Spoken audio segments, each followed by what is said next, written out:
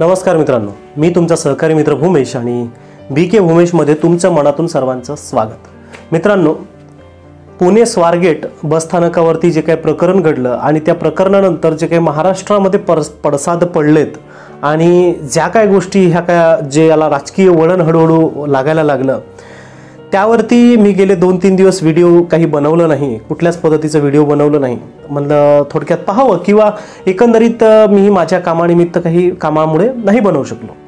पण आज थोडासा वेळ काढला, तसा वेळ नाहीच आहे पण थोडासा वेळ काढला. म्हणलं ह्या सगळ्या गोष्टीवरती की ह्या प्रकरणावरती आपण जर का बोललं नाही किंवा काही आपल्या मनातलं जर का व्यक्त केलं नाही तर कुठेतरी खंत वाटत राहील आपल्याला. काय ह्या गोष्टीचा एक आपल्या मनात एक चीड येत राहील आणि जी काही गोष्ट आहे ती आपण आपल्या मनातली या ठिकाणी मांडण्याचा निश्चितच या ठिकाणी आपण प्रयत्न करतोय. मला वाटतं की जे मांडावं ते आपण मांडण्याचा प्रयत्न करतोय. मित्रांनो, जे काही प्रकरण घडलंय त्या प्रकरणामध्ये आरोपी जो दत्तात्रय, नाव किती सुंदर आहे त्याचं, दत्तात्रय, एका भगवंतावरती किंवा देवाचं नाव आहे त्याचं नाव, आणि कृत्य किती हलकट वृत्तीचं आहे, हे खूप लाजिरवाणी गोष्ट आहे. असो, परंतु जे काही प्रकरण घडलंय ती जी मुलगी, आरोपी मुलगी आणि आरोपी मुलगा दत्तात्रय आणि जी पीडित मुलगी आहे, हे जे काही प्रकरण घडलंय 2 ते 3 दिवसाच्या नंतर तो जो आरोपी त्याच्या स्वतःच्या गावी एका शेतामध्ये सापडला. कारण काय तर त्याला तहान आणि भूक लागली होती. एका नातेवाईकाकडे त्यानं गेला आणि त्या सगळ्या प्रकरणामध्ये ते सापडलं. जवळ 101 पोलिसाची त्या ठिकाणी टीम काम करत होती आणि 101 पोलिसांची टीम काम करत असून त्या ठिकाणी त्यांनी गस्त घालून त्या ठिकाणी त्या आरोपीला पकडलं. आता हे सगळं झालं प्रकरण इथपर्यंतचं. पण ह्या प्रकरणावरती छळा लावण्यासाठी जो काही सुरक्षा यंत्रणा काम करत आहे किंवा जे काही सिस्टीम आधीची राबवली गेली होती ती कशा पद्धतीने काम करत आहे हे आपल्याला समजून घेणं महत्त्वाचं आहे. मित्रांनो, हे जे काही प्रकरण कोणत्या दिशेनं जात आहे, याला राजकीय वळण मिळत आहे का, याला दोषी कोण आहे, आपण कुठल्याही पद्धतीचे न्यायिक कुठले लोक नाही आहोत आणि कुठल्याही पद्धतीचा आपण याच्यावरती हेच आहे खरं हे असंही म्हणू शकत नाही. पण जे काही घडत आहे, जे काही होत आहे, तर त्याला एक न्यायिक वळण मिळावं ही माझी भूमिका असेल. मित्रांनो, याला ह्या गोष्टीला कारण काय, म्हणजे ह्या सगळ्या गोष्टीला कारण काय होत आहे, तर सोशल मीडिया आहे का, सिस्टीम आहे का, सेन्सॉर बोर्ड आहे का? हो, निश्चितच आहेत. तर मित्रांनो, जे सोशल मीडियावरती आज काय प्रकरण आपण पाहायला मिळतो, अश्लील चाळे असतील, मग यूट्यूबवरती असतील, फेसबुकवरती असतील किंवा इतर काही साईट्स असतील, ह्या साईट्सवरती सुद्धा मोठ्या पद्धतीनं आज सर्वाधिक सर्चिंग त्या ठिकाणी केल्या जात आहे. दुसरी गोष्ट अशी की जो पब्लिक प्लॅटफॉर्म आहे यूट्यूब, पब्लिक प्लॅटफॉर्म फेसबुक आहे, यावरती सुद्धा मोठ्या पद्धतीनं असे असलेले चाडे आपल्याला पाहायला मिळतात. मग हे जर का थांबलं नाही तर काय करतोय सेन्सॉर बोर्ड, काय करतोय हे सगळी सिस्टीम कशी काम करतंय? आज तुम्ही सायंकाळला जर का पाहिले तर यूट्यूबवरती सुद्धा असेच बरेच लाईव्ह दिसत आहेत, बरेच लाईव्ह लोक असतात की काय असलेलं कृत्य करत राहतात. यूट्यूबची टीम काय करते त्या ठिकाणी हा एक प्रश्न येतोय.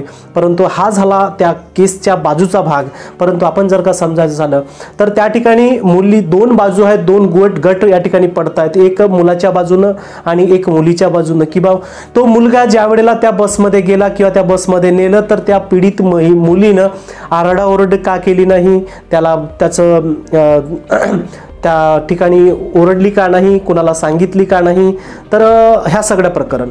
दुसरं असं की दुसरी बाजू अशी बोलली जाते, तो मुलगा जो होता तो 2 महिन्यापासून त्या ठिकाणी होता, 2 तास बस स्टॉपवरती राहिला, असे त्याचे कितीतरी खटले आहेत, असे कितीतरी प्रकरणं आहेत. या सगळ्या गोष्टी जरी असल्या तरी सुद्धा सिस्टीम काय करत आहे, सिस्टीम कशा पद्धतीचे काम करत आहे. मागच्या वेळेला एक संतोष पंडित, पुण्याचे एक खूप चांगले एक नेतृत्व आहे किंवा खूप चांगलं एक माणूस आहे, व्यक्ती आहे. कारण ते व्यक्ती स्वतःला एक समाज कार्यकर्ता किंवा कुठला नेता समजून घेत नाही, म्हणून मी सुद्धा बोलणार नाही एक नेता किंवा समाज कार्यकर्ता असेल. परंतु एक चांगलं नेतृत्व आहे ते की कुठलं नेतृत्व करत नाही, पण एक चांगलं एक व्यक्तिमत्व आहे की ते ज्या काही समस्या आहेत, ज्या काही अडचणी आहेत, ज्या काही गोष्टी त्याला खटकतात त्या तो सोशल मीडियाच्या माध्यमातून लोकांपर्यंत पोहोचवतो.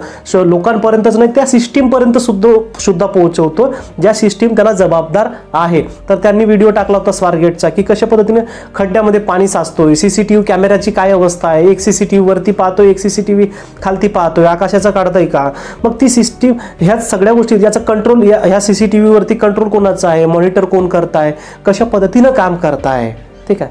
आता हे सगळं जरी होत असलं तर त्या ठिकाणी ह्या केसमधलं ते मुलींना आरडाओरड नाही केली असेल, ठीक आहे, जो काही केसचा छळा लागेल, जो काही निर्णय लागेल तो शेवटी लागेलच त्या ठिकाणी, ठीक आहे. परंतु ज्या काही गोष्टी घडत आहेत तर त्या मुलीनं समजा आरडाओरड नसेल केली, असंही कदाचित होऊ शकते की बा तिला तिच्या इज्जतीची पर्वा पडली असेल की तिनं आरडाओरड नाही केली, मित्राला किंवा मैत्रिणीला तिनं फोन केलं, तो 2 तासाच्या नंतर तिनं कंप्लेंट दाखल केली, ह्या सगळ्या गोष्टी. तर असंही होऊ शकते की त्या मुलीनं आरडाओरड यासाठी नसेल केली की बा तिला आपल्या इज्जत जाईल किंवा नाव खराब होईल, आपला चेहरा खराब होईल, ह्या सगळ्या गोष्टी कदाचित असू शकतात. त्यानंतर जो काही मुलानं हे काही प्रकरण झालं तर पैशाच्या व्यवहाराच्या स्वरूपामध्ये झालंय किंवा पैशाची काहीतरी व्यवहार झालाय किंवा पैशाचा व्यवहार ह्या ठिकाणी होतं, हे सगळं जरी प्रकरण असलं तरी सुद्धा तिथली जी लोकल परिस्थिती आहे ते का होतंय अशी, आज पब्लिक प्रॉपर्टीमध्ये किंवा पब्लिक प्लेसमध्ये जर का ह्या सगळ्या गोष्टी घडत असतील आणि हे प्रकरण घडल्यानंतर त्या ठिकाणी वेगवेगळ्या पद्धतीचे मग त्या ठिकाणी काही रिबिन्स असतील, कपडे असतील, रबरी फुगे असतील, हे सगळे जर का भेटत असतील त्या बसस्टॉपवरती, तर यासारखी लाजिरवाणी कोणतं गोष्टी नाही आहे, यासारखी शोकांतिका नाही आहे आपल्या ह्या ठिकाणच्या पब्लिक प्लेसवरती. तर ह्या सगळ्या प्रकरणामध्ये काय घडेल ते घडायचं ते घडेल. त्या ठिकाणी ते त्यांचे वकील, यांचे वकील, सरकारी वकील आणि ह्या आरोपीचे वकील जे काही दावा करतायत, ज्या काही गोष्टी बोलत आहेत किंवा ज्या काही गोष्टी सांगत आहेत, यावरून या प्रकरणाला कुठंतरी वेगळंच वळण लागतंय का हे आपल्याला पाहायला मिळतंय किंवा हे आपल्याला दिसतंय. तर यावरती आपली निश्चितच एक कटाक्ष नजर असेल आणि जे काही प्रकरण घडत असेल तर त्यावरती आपल्याला सांगणं हा एक वेगळा भाग, परंतु यावरती आपलं मत काय असेल हे मी मात्र नक्की सांगेल. तर हा व्हिडिओ जर का तुम्हाला आवडला असेल, या व्हिडिओबद्दल तुमचं काय मत असेल, या केसबद्दल आणि अशाच घडत असलेल्या प्रकरणांबद्दल, महाराष्ट्रातल्या जे काही महाराष्ट्रात प्रकरणं घडत आहेत की मग ते खून असतील, मर्डर असतील, ह्या सगळ्या गोष्टी असतील, केस असतील, आत्महत्या असतील, बलात्कार असतील, रेप असतील, हे सगळ्या प्रकरणांमध्ये काय होत आहे नेमकं, कशा पद्धतीने ह्या 5 ते 6 महिन्यामध्ये किती सारे प्रकरणं घडत आहेत जे मनाला धस्स करत आहेत, या प्रकरणांबद्दल तुमचं काय मत आहे नक्की व्हिडिओच्या कमेंट बॉक्समध्ये तुम्ही कमेंट करून तेवढं सांगा. तुम्हाला जे तुमच्या भडास डोक्यात असेल ते तुम्ही काढा. कुठलंही आपल्या व्हिडिओवरती बंधन नाही आहे, कुठल्याही आपल्या चॅनलवरती बंधन नाही आहे. आपण कुणालाही बंधन करत नाही की कसे तुम्ही कमेंट करता, चांगले करता, वाईट करता, जे कमेंट करायचं आहे तुम्हाला ते कमेंट करा, चांगले करा, वाईट करा, कशी कमेंट करा. एक तर व्हिडिओला लाईक नका करू चालेल, चॅनलला सबस्क्राईब नका करू चालेल, पण व्हिडिओच्या खालती मात्र तेवढं कमेंट करा, जेणेकरून कमेंट केलं तर तुमच्या मनातलं त्या ठिकाणी उतरतं, ते आम्हाला कळतं. तर निश्चितच आमची व्हिडिओ जर का तुम्हाला आवडत असतील तर कमेंट तेवढं करा. भेटूया आपण पुन्हा पुढच्या व्हिडिओमध्ये. तोपर्यंत काळजी घ्या स्वतःची आणि आपल्या परिवाराची सुद्धा. सर्वांना नमस्कार.